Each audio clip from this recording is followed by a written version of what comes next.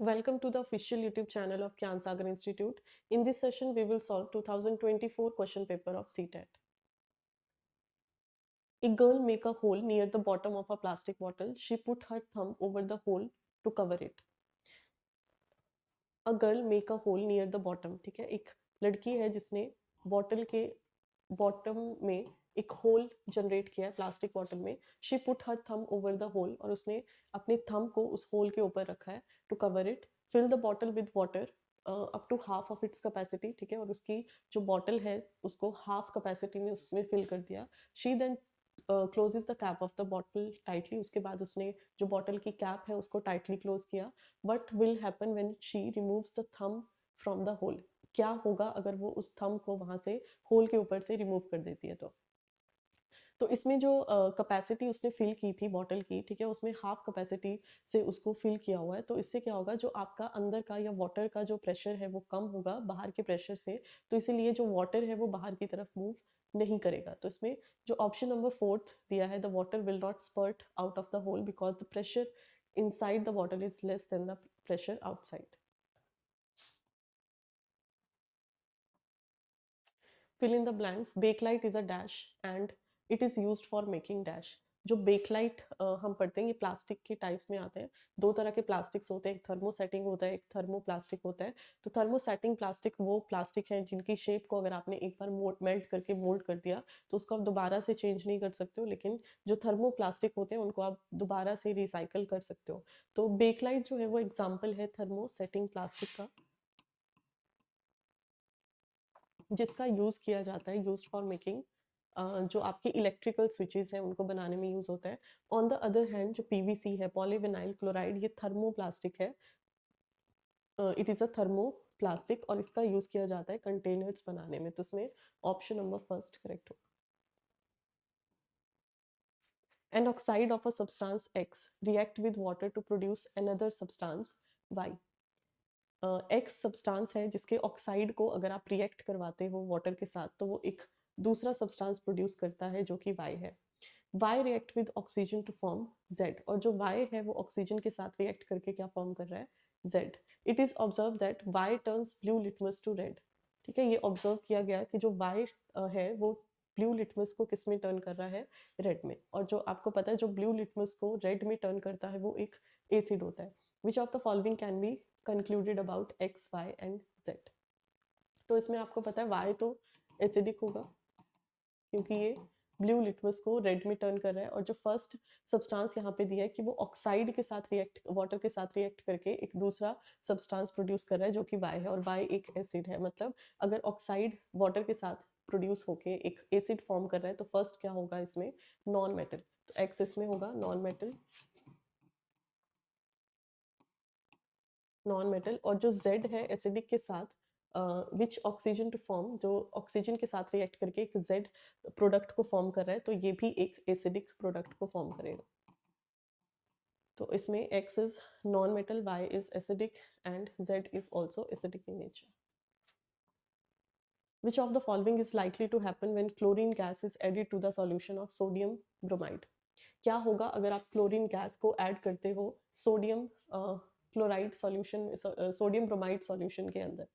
तो अगर आप क्लोरीन गैस को ऐड करते हो सोडियम ब्रोमाइड में तो इसमें जो क्लोरीन है ये हाईली रिएक्टिव है तो ये रिप्लेस कर जाएगा ब्रोमीन को. तो आपके पास इसमें क्या आ सकता है, 2NaCl प्लस ये ब्रोमीन को डिस्प्लेस कर रहा है या रिप्लेस कर रहा है. तो इसमें फर्स्ट ऑप्शन करेक्ट होगा, sodium chloride is formed through displacement reaction. इसमें से जो सोडियम क्लोराइड है ये कैसे फॉर्म हुआ है, through displacement reaction. Which of the following statement about zone of a candle flame is not true? जो कैंडल के जोन्स होते हैं, ठीक है, उनमें से उनके रिगार्डिंग इसमें कौन सा स्टेटमेंट है जो करेक्ट है, सॉरी करेक्ट नहीं है, नॉट ट्रू. तो फर्स्ट ऑप्शन में दिया है the non luminous part of the flame is the zone of complete combustion. जो नॉन ल्यूमिनस पार्ट है, बाहर वाला आउटर पोर्शन होता है, वो कंप्लीट कंबशन करता है. तो ये करेक्ट स्टेटमेंट है. सेकेंड है the temperature of middle zone and the non luminous part of the flame is same. जो मिडल वाला जोन होता है और जो बाहर वाला जोन है उन दोनों का ही क्या होता है, जो टेम्परेचर है वो सेम होगा या फ्लेम जो है वो सेम होगा. ये गलत स्टेटमेंट है, ठीक है। फर्स्ट में लिखा हुआ है non luminous is complete combustion, वहाँ पे हीट भी ज़्यादा होगी, टेम्परेचर भी ज़्यादा होगा, जबकि मिडल में उतना नहीं होगा, तो ये गलत है।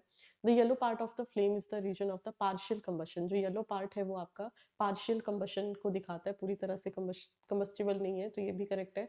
The inner most zone does not support burning and comprises unburned wax papers, जो इनर मोस्ट है वहाँ पे बर्निंग नहीं होती है, डार्क जोन बोलते हैं उसको, तो ये अनबर्न्ड वैक्स पेपर्स को प्रोड्यूस करता है, ये भी करेक्ट होगा, तो इसमें ऑप्शन नंबर 2 करेक्ट।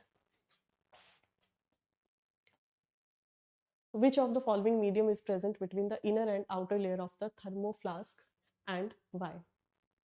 इनमें से हमें बताना है कि इसमें से कौन सा मीडियम है जो प्रेजेंट है between inner and outer layer of thermos flask, ठीक है। जो थर्मोस होते हैं, थर्मस होते हैं बेसिकली, जो टेम्परेचर को, पानी को, हीट को मेंटेन रखते हैं, तो उसमें क्या होता है कि उसमें ऐसी क्या चीज़ है जिसकी वजह से इस तरीके से बिहेव करते हैं। तो जो आपके थर्मस फ्लास्क होते हैं उनमें होता है वैक्यूम, उनमें होता है vacuum medium, because it prevent loss of heat due to conduction and convection, क्योंकि ये क्या करते हैं, जो कंडक्शन और या कन्वेंशन है जिसमें हीट लॉस हम देखते हैं, तो उसको ये प्रिवेंट कर देता है, तो उसमें एक वैक्यूम मीडियम जनरेट किया जाता है।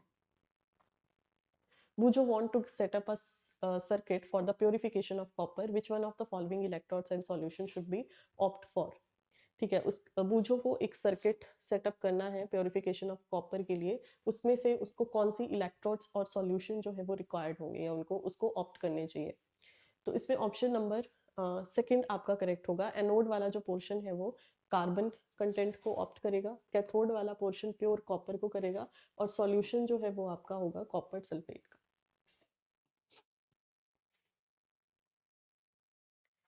A ray of light enters two media X and Y having different optical densities. Refer to the table given below and identify A, B, C and D. एक रे ऑफ लाइट है जो पास हो रही है दो मीडियम से, एक x medium से एक वाई मीडियम से, हैविंग डिफरेंट ऑप्टिकल डेंसिटीज, जिन दोनों की, जिन ग्लासेस की डिफरेंट ऑप्टिकल डेंसिटीज है। तो इसमें से हमें बताना है जो A B C D options हमें दे रखे हैं इसमें क्या फिल होगा। तो इसमें मीडियम जो है वो आपका दो मीडियम दे रखे हैं एक्स एंड वाई, ठीक है। Change in speed of light, speed of light, light की जो स्पीड है इसमें आपके दो चीजें यहाँ पे इंक्रीज हो रही है, और नीचे वाले में ऑप्शन नंबर सी दिया है, ठीक है। सेकंड है इसमें फ्रीक्वेंसी, फ्रीक्वेंसी वाले पार्ट में दिया है option number B and sorry इसमें ए होगा, और नीचे वाले में दिया है डी। और जो आपकी वेवलेंथ है, वेवलेंथ में आएगा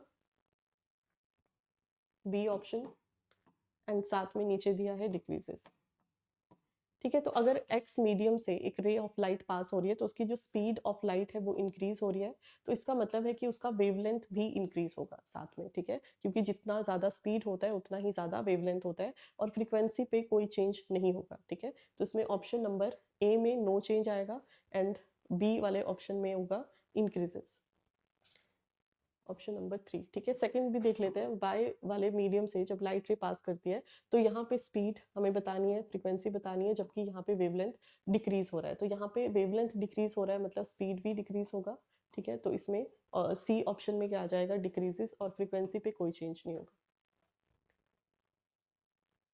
the process by which dead vegetation is converted to fossil fuel, कौन सी प्रोसेस, जिस प्रोसेस में जो डेड वेजिटेशन है, वेजिटेबल्स होती हैं, डेड और डिकेइंग मैटर है, वो कन्वर्ट हो जाता है किसमें, फॉसिल फ्यूल में, इसमें किस चीज़ का प्रोडक्शन होगा, कोल का, ठीक है। जब वेजिटेशन का अगर फॉसिल फ्यूल बनता है या फॉसिल्स जनरेट होते हैं तो वहाँ से जो प्रोडक्शन होता है वो होता है सॉलिड फ्यूल का, जो कि कोल है, एट हाई प्रेशर, जिसमें बहुत ज़्यादा प्रेशर एक्सर्ट होता है एंड हाई टेम्परेचर होता है, एंड इट इज़ कॉल्ड, और इस प्रोसेस को क्या बोला जाता है, कार्बनाइजेशन। इसमें ऑप्शन नंबर 4 करेक्ट होगा। A sample of soil mixed with water turns the pH paper yellowish.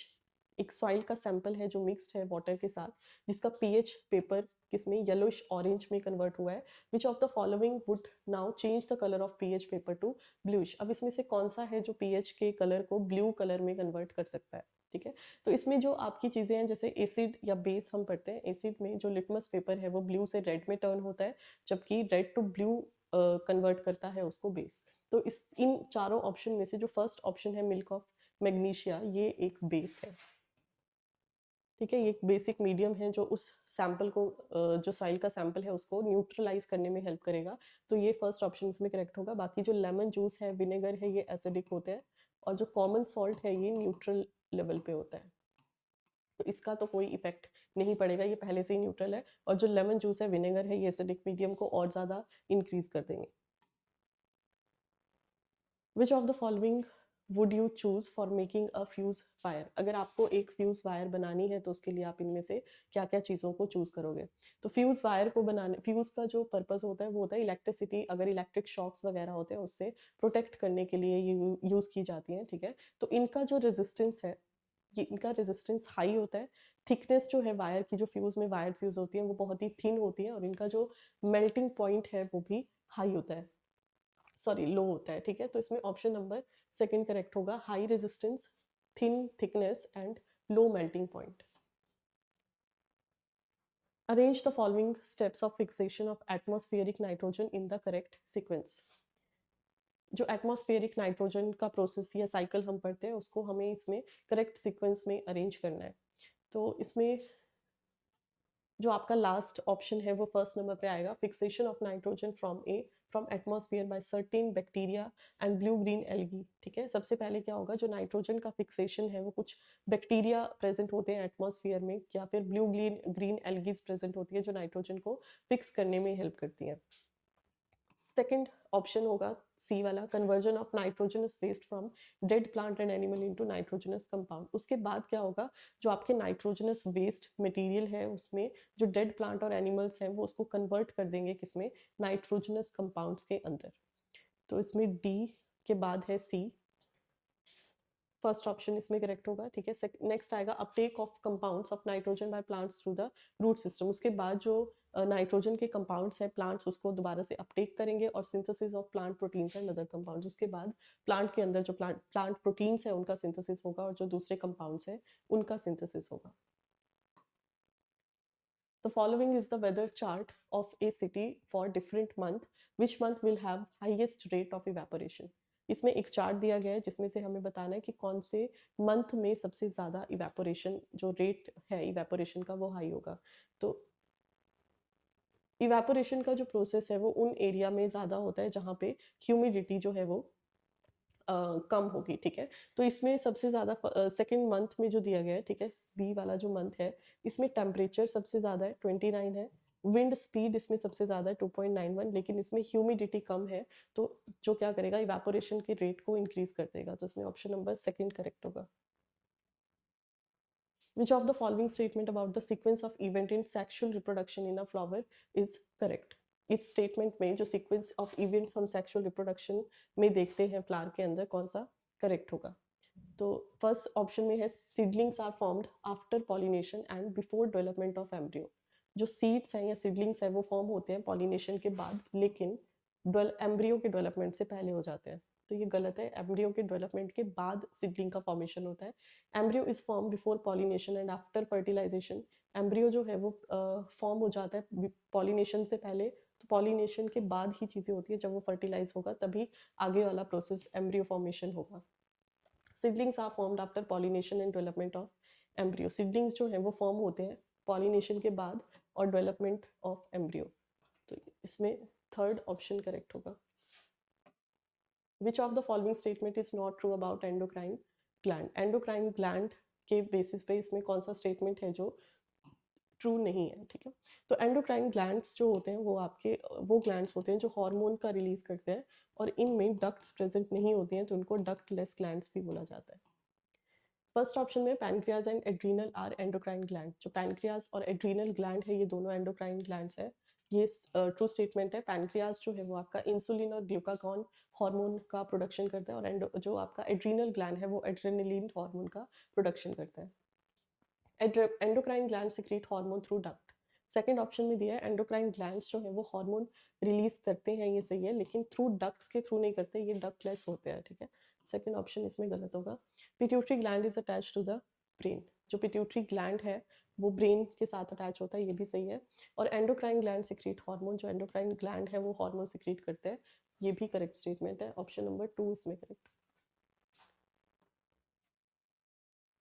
Assertion में दिया है deforestation can lead to floods. Deforestation जो है जिसमें आप लार्ज अमाउंट में ट्रीज को कट करते हो फॉर अर्बनाइजेशन हो सकता है, इंडस्ट्रियलाइजेशन हो सकता है, तो वो क्या हो सकता है, उनकी वजह से फ्लड्स आ सकते हैं। तो ये करेक्ट स्टेटमेंट है, क्योंकि ट्रीज जो है अगर कोई हैवी रेनफॉल है, क्लाउड बर्स्ट है, तो उसमें पानी को काफ़ी हद तक रोकने में हेल्प करते हैं। लेकिन अगर डिफॉरेस्टेशन होगा, ट्रीज नहीं होंगे, तो उससे फ्लड आने के ज़्यादा चांसेस होते हैं।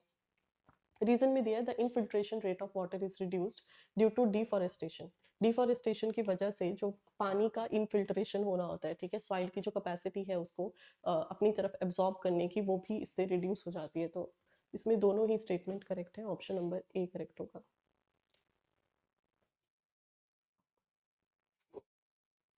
ए teacher give the following material to two group of student. Teacher जो है दो अलग अलग ग्रुप्स उन्होंने बनाए और उसमें अलग अलग मटेरियल को डिस्ट्रीब्यूट किया है। ग्रुप ए में है 3 rectangular glass strips, 3 rectangle shape की ग्लास स्ट्रिप्स प्रोवाइड किए हैं।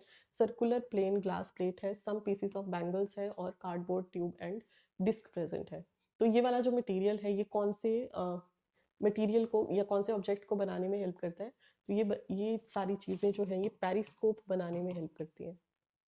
ग्रुप 2 में है 2 plane mirrors and hard cardboard box, ठीक है, 2 प्लेन मिरर है और हार्ड कार्डबोर्ड बॉक्स इसमें प्रेजेंट है। तो ये बनाने में हेल्प करता है कैलिडियोस्कोप को, कैलिडोस्कोप को। तो इसमें ऑप्शन नंबर फर्स्ट करेक्ट होगा। ग्रुप ए में पेरिस्कोप, सेकंड में kaleidoscope. Microorganism can be both useful as well as harmful to us. Which of the following beneficial processes is not carried out by microorganisms? जो micro organisms हम पढ़ते हैं ये हमारे लिए दोनों तरीके से होते हैं, मतलब हार्मफुल भी होते हैं और बेनिफिशियल भी होते हैं। कुछ केसेस में डिसीजेस भी कॉज करते हैं और फूड मटेरियल में, मेडिसिन में या वैक्सीन बनाने में भी इनका यूज होता है। तो इसमें से कौन सा प्रोसेस है जो माइक्रो ऑर्गेनिज्म कैरी नहीं करते हैं? फर्स्ट है breaking down of organic waste. जो ऑर्गेनिक वेस्ट है जैसे सीवेज हम पढ़ते हैं, या जो बायोलॉजिकल ऑक्सीजन डिमांड हम पढ़ते हैं जिसमें ऑर्गेनिक वेस्ट को वो ब्रेक करने में हेल्प करते हैं, ये करेक्ट है। सेकंड है इंक्रीजिंग सॉइल फर्टिलिटी। सॉइल की फर्टिलिटी को भी इंक्रीज करते हैं, जैसे हम नाइट्रोजन फिक्सेशन वाले बैक्टीरियाज हम पढ़ते हैं, राइजोबियम है जो रूट्स में प्रेजेंट होता है, तो ये भी करेक्ट स्टेटमेंट है। थर्ड है preservation of food items in home. घर में जो फूड आइटम्स रखी हैं उनको प्रिजर्व करने में, प्रिजर्व का मतलब है कि उनको काफ़ी टाइम तक आप उनको यूज़ कर सकते हो, ठीक है। तो ये स्टेटमेंट गलत है, क्योंकि माइक्रो ऑर्गेनिजम्स जो है, माइक्रोब्स जो है, बेसिकली उसी से खाने को प्रिवेंट करके उसको प्रिजर्व किया जाता है, लेकिन माइक्रो ऑर्गेनिज्म उसको प्रिजर्व नहीं करते हैं, ठीक है। तो ऑप्शन नंबर थर्ड इसमें करेक्ट होगा। और लास्ट है प्रिपरेशन ऑफ मेडिसिन। मेडिसिन बनाने में भी इनका यूज़ होता है।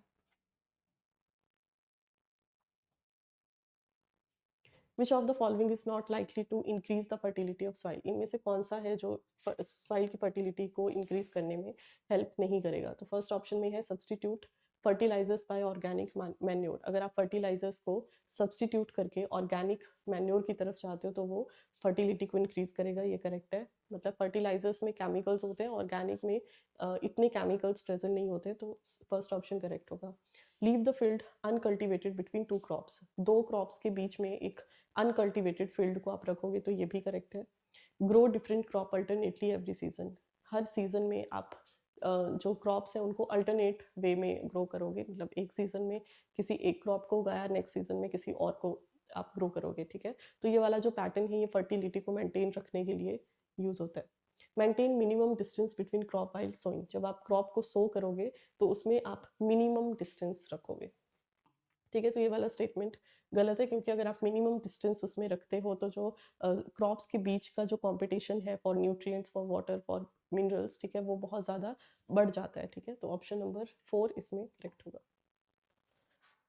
Which hormone is responsible for the process of Metamorphosis in frog? Frog के अंदर जो प्रोसेस होता है मेटामॉर्फोसिस का, उसमें कौन सा हार्मोन हेल्प करता है? तो मेटामॉर्फोसिस का जो प्रोसेस है ये होता है जो एक ऑर्गेनिज्म में जब वो किसी को बर्थ देता है तो उसमें बहुत सारे चेंजेस देखने को मिलते हैं, ठीक है। जैसे हम ह्यूमन में पढ़ते हैं कि वो सीधा यंग वन को बर्थ देते हैं, उस तरीके से नहीं होता है। इसमें बहुत सारी स्टेजेस से आता है, जिसमें जो आपकी सारी जो स्टेजेस हैं वो दूसरी स्टेज से या एडल्ट स्टेज से बहुत ही डिफरेंट होती हैं। तो अगर मैं फ्रॉग की बात करूँ तो इसमें सबसे पहले एग ले करेगा, उसके बाद इसमें लार्वा फॉर्म आती है जिसको टेडपोल बोला जाता है, उसके बाद प्यूपा फॉर्मेशन होगा और उसके बाद एडल्ट फ्रॉग में वो कन्वर्ट होगा।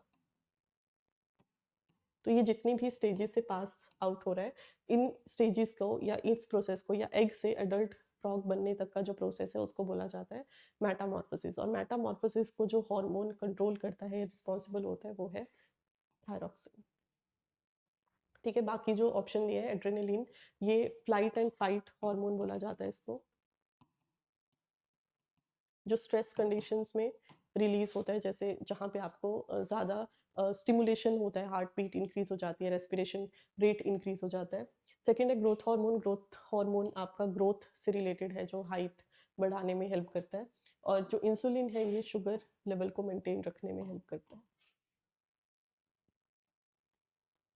A teacher, while teaching a topic in chemistry, identifies the following conception of learner. Which of the following is not an alternative conception?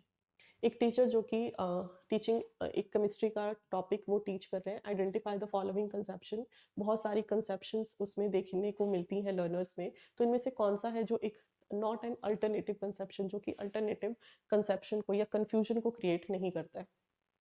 First option में है carbon atom is black in colour. जो carbon का atom है वो black होता है colour में। तो इसमें जो एटम वर्ड लिखा हुआ है, एटम जो होते हैं वो माइक्रोस्कोपिक होते हैं, उसको हम नेक डाई से नहीं देख सकते हैं, तो आप उसमें कलर भी डिफ्रेंशिएट नहीं कर सकते हो। तो ऑप्शन नंबर फर्स्ट इसमें गलत होगा।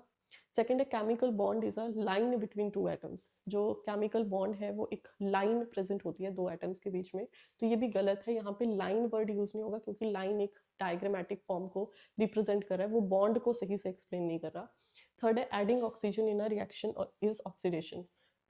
किसी भी रिएक्शन में अगर आप ऑक्सीजन को ऐड कर देते हो तो उसको ऑक्सीडेशन बोला जाता है। तो ये भी आपका मिस अल्टरनेटिव कंसेप्शन में आएगा, क्योंकि ऑक्सीजन, सिर्फ एडिशन ऑफ ऑक्सीजन को आप ऑक्सीडेशन नहीं बोलते, उसमें रिमूवल ऑफ हाइड्रोजन भी होता है। और लास्ट है allotropes of carbon have same atomic number. इसमें फोर्थ ऑप्शन करेक्ट होगा कि जो कार्बन की अलग अलग फॉर्म्स होती है उनका सेम एटॉमिक नंबर होगा, ठीक है। तो कार्बन है वो कार्बन का नंबर सेम होगा, तो उसकी जो अलग अलग फॉर्म्स है उनका भी एटॉमिक नंबर आपको सेम देखने को मिलता है। तो फोर्थ ऑप्शन करेक्ट।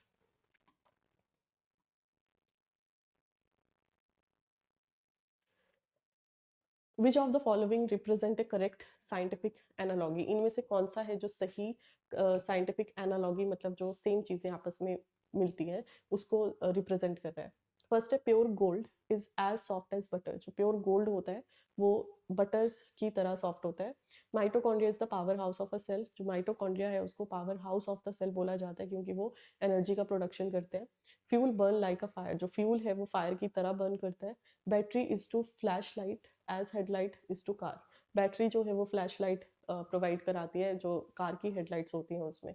तो इसमें जो फर्स्ट, थर्ड और फोर्थ ऑप्शन है, ये तीनों ही सिमिलायर को बताते हैं, जिससे आप एक चीज को दूसरे से कंपेयर कर रहे हो, ठीक है। और वो दोनों ही चीजें आपस में रिलेटेड नहीं है। जैसे यहाँ पे गोल्ड दिया हुआ है जो कि मेटल है, और बटर दिया हुआ है जो कि एक खाने की चीज है, तो ये डिफरेंट चीजों को कंपेयर कर रहा है। लेकिन सेकंड ऑप्शन करेक्ट होगा, जिसमें माइटोकॉन्ड्रिया जो है उसको powerhouse of the cell ही बोला जाता है, और दोनों चीजें सेल में ही प्रेजेंट होती हैं। A teacher organizes a debate on nuclear energy in class. What would be her objective? Teacher जो है उसने एक डिबेट ऑर्गेनाइज की है क्लास में फॉर ऑन किस टॉपिक पे, न्यूक्लियर एनर्जी पे। तो उसका जो ऑब्जेक्टिव है इस चीज को लेके क्या क्या हो सकता है। तो जब भी हम डिबेट करवाते हैं या डिस्कशन स्ट्रैटेजी का यूज किया जाता है, उसका एक पर्पस होता है कि बच्चे की जो इमेजिनेटिव पावर है उसको देखा जाए, या जो उसकी क्रिएटिव थिंकिंग है या एब्स्ट्रैक्ट थिंकिंग है उसका डेवलपमेंट अच्छे से हो, या उसमें कितना इमेजिनेशन पावर है, क्रिएटिव थिंकिंग है, उसको देखा जाए। तो फर्स्ट ऑप्शन में दिया है to make understand connection between science, technology and society. ठीक है, उनको ये समझाने के लिए कि जो साइंस है, टेक्नोलॉजी है और सोसाइटी है, इन सब का आपस में क्या कनेक्शन है। To familiarise learner with issue of global concern, global level पे क्या क्या चीज़ें हैं, जो इश्यूज हैं उसके बारे में उनको फैमिलियर करना। To promote student conceptual understanding about nuclear reactor. इसमें सी ऑप्शन नहीं होगा, क्योंकि यहाँ पे क्या लिखा हुआ है, कंसेप्चुअल अंडरस्टैंडिंग।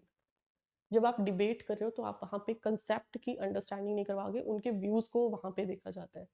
और लास्ट है to make understand about responsible use of science for benefit of society. ठीक है, इसमें अंडरस्टैंड करवाओगे कि आप जो साइंस है वो किस तरीके से सोसाइटी के लिए बेनिफिशियल हो सकती है। तो इसमें सी ऑप्शन नहीं होगा, बाकी करेक्ट है ए, B and D.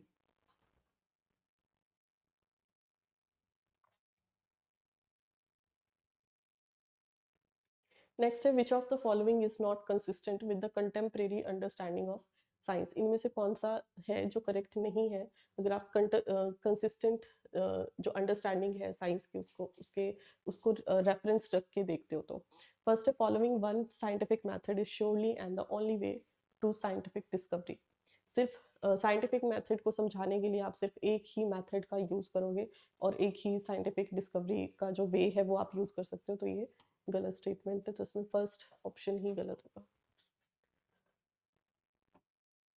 Consider the following except Bohr theory of atom marked a revolution in science. It led to proposition of stationary energy states of electron. Bohr theory हम पढ़ते हैं atom के बारे में, जिसमें जो कि एक रेवोल्यूशन लेके आया था साइंस में। ठीक है, it led to proposition of stationary energy states of और इलेक्ट्रॉन, जो किसके बारे में बताता है, जो इलेक्ट्रॉन है उसकी स्टेशनरी एनर्जी किस तरीके से होती है। In which the electron does not radiate energy, जिसमें इलेक्ट्रॉन जो है वो कोई एनर्जी रेडिएट नहीं करता है, while revolving around the nucleus, जब वो न्यूक्लियस के सराउंडिंग में मूव कर रहा होता है। तो what does the verb except illustrate about nature of science. तो इसमें नेचर ऑफ साइंस में ये क्या किस चीज़ को बता रहा है। तो यहाँ पे जो चीज़ है स्टेशनरी एनर्जी इलेक्ट्रॉन में या वो न्यूक्लियस के सराउंडिंग में मूव करता है, इसमें जो साइंस का नेचर है, ऑप्शन नंबर 3 इसमें करेक्ट होगा। Science is tentative. टेंटेटिव का मतलब है कि वो चेंज हो सकता है अकॉर्डिंग टू टाइम। ठीक है, अगर कोई पहले से इन्वेंशन हो रखा है, आने वाले टाइम में हो सकता है उसी इन्वेंशन में कुछ नई चीज़ें ऐड हो, या फिर वो जो थ्योरी है वो गलत हो जाए उसमें। ठीक है, तो उसमें आप चेंजेस लेके आ सकते हो और नई थ्योरी या जो आपके पॉस्टुलेट्स हैं वो आप दे सकते हो। तो science is tentative in nature.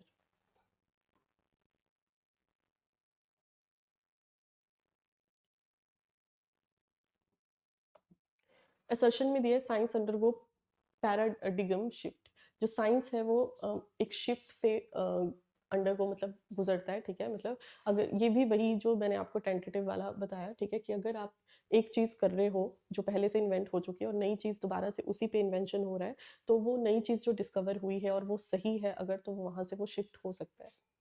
Existing scientific theories and laws may be discarded in light of new evidence। अगर आपके पास उसी थ्योरी का कुछ नया एविडेंस मिलता है तो जो पुरानी existing scientific theories है उनको डिस्कार्ड कर दिया जाता है। तो ये भी करेक्ट होगा। तो ऑप्शन नंबर फर्स्ट इसमें करेक्ट है।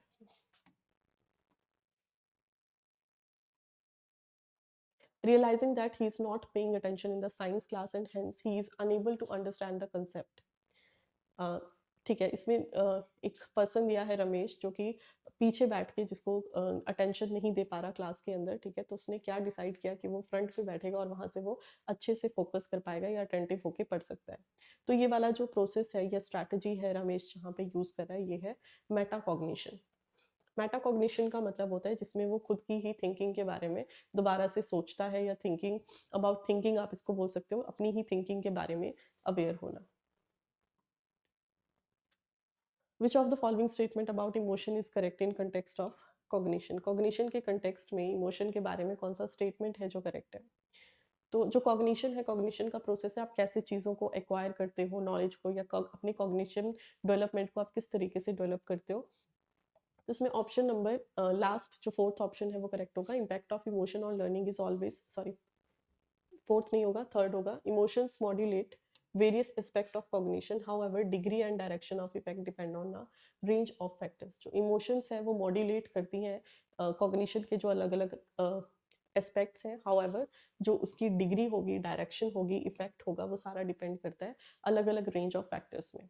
ठीक है, मतलब जिस तरीके का कॉग्निशन होगा, जो चीज़ आप किसी दूसरे से एक्वायर कर रहे हो, वैसा ही आपका इमोशन जो है वो वहाँ पे प्रोड्यूस होता है। तो ऑप्शन नंबर 3 इसमें करेक्ट होगा। How can teachers increase intrinsic motivation in the student? Teachers जो है वो बच्चे के अंदर इंट्रिंसिक मोटिवेशन को किस तरीके से इंक्रीज कर सकते हैं। तो इंट्रिंसिक मोटिवेशन का मतलब होता है जिसमें जो इंडिविजुअल होगा या पर्सन होगा वो किसी एक्सटर्नल चीज़ पे डिपेंड नहीं है मोटिवेशन के लिए, जैसे कि रिवॉर्ड एंड पनिशमेंट। हम इसमें एग्जांपल लेते हैं कि अगर आपको रिवॉर्ड मिल रहा है तो आप मोटिवेटेड होंगे उसमें, अगर नहीं मिल रहा है, पनिशमेंट मिल रही है तो आप डीमोटिवेटेड हो। तो इंट्रिंसिक मोटिवेशन का मतलब है जिसको जिन लोगों में एस्पिरेशन लेवल हाई होता है, जिनके ज़्यादा गोल है या जिनको जिस चीज़ की ज़्यादा ज़रूरत है, उनमें इंट्रिंसिक मोटिवेशन का डेवलपमेंट होता है। लेकिन टीचर यहाँ पे ऐसी कौन सी चीज़ को ऐड कर सकता है जिससे इंट्रिंसिक मोटिवेशन जो है वो बच्चों में इंक्रीज हो? By giving removal punishment. अगर आप उसकी पनिशमेंट को रिमूव कर दोगे तो ये पनिशमेंट जो है वो एक एक्सटर्नल फैक्टर है, अगर आप रिमूव कर रहे हो तब वो मोटिवेट हो रहा है। बाय गिविंग नेगेटिव री आप उसको नेगेटिव री करोगे तो ये भी गलत है, इसमें भी वो एक्सटर्नल फैक्टर पे डिपेंड है। By offering rewards and prizes, ये भी गलत होगा। By inculcating joy of learning, अगर आप उसमें आदत डालते हो जॉय के साथ लर्निंग की तो ये फोर्थ ऑप्शन में क्या होगा, जो इंट्रिंसिक मोटिवेशन है वो इंक्रीज होगा। Which of the following statement correctly describe the relation between intrinsic and extrinsic motivation? इनमें से कौन सा statement है जो correctly describe कर रहा है intrinsic and extrinsic motivation के बारे में? जिसमें फोर्थ ऑप्शन करेक्ट है, intrinsic and extrinsic motivation can interact with each other in a complex ways which with one type of motivation affecting the other. ठीक है, जो इंट्रिंसिक और एक्सट्रिंसिक मोटिवेशन है वो आपस में एक कॉम्प्लेक्स वे में इंटरेक्ट करते हैं जिसका अफेक्ट एक दूसरे पे पड़ सकता है। ठीक है, अगर कोई इंट्रिंसिक मोटिवेशन पे है, इंटरनल मोटिवेशन उसके अंदर है और वो एक्सटर्नल फैक्टर पे कहीं ना कहीं इन्फ्लुएंस हो रहा है किसी भी अपने एनवायरमेंटल कंडीशन की वजह से, तो उसका जो इम्पैक्ट है या जो अफेक्ट है वो किस पे पड़ सकता है, जो मोटिवेशन इंट्रिंसिक मोटिवेशन है उस पर। तो सेम है, अगर जो एक्सटर्नल है उसका इंटरनल पे भी हो सकता है, लेकिन कॉम्प्लेक्स वे में है, वो डिपेंड करता है कि आपके पास कौन सा जो कंसेप्ट है वो बताया जा रहा है। ठीक है, तो ऑप्शन नंबर फोर्थ इसमें करेक्ट होगा। Thanks for watching.